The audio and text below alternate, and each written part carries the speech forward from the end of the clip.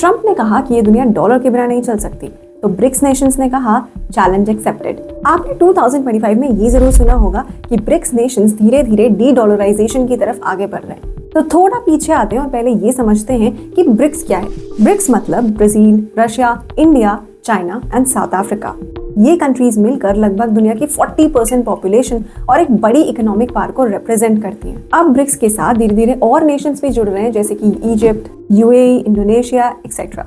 तो अब ये डी डॉलराइजेशन क्या है और जरूरी क्यों होता जा रहा है, इसके लिए पहले करंट सिचुएशन समझो। आज अगर इंडिया को रशिया से ऑयल खरीदना हो तो पेमेंट करना पड़ता है यूएस डॉलर्स में, क्योंकि डॉलर्स को ही कंपैरेटिवली सबसे स्टेबल करेंसी माना जाता है। इसका मतलब हमारी डिपेंडेंस डॉलर्स पे बहुत ज्यादा है।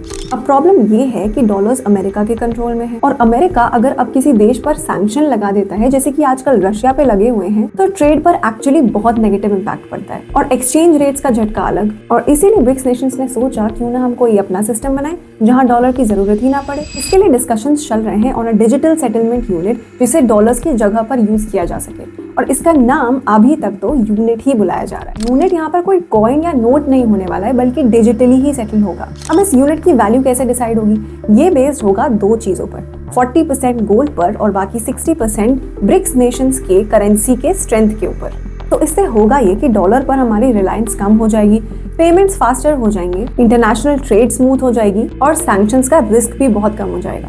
इसी डॉलर पे डिपेंडेंस को कम करने को ही डी डॉलराइजेशन बोला जा रहा है। लेकिन अभी इस आइडिया पे काम चल रहा है। बहुत सारे इफ्स एंड बट्स हैं, क्योंकि इतनी सारी कंट्रीज को एक ही प्लेटफॉर्म पर लाना इतना आसान नहीं है। End of course America wouldn't give up it's financial dominance so easily.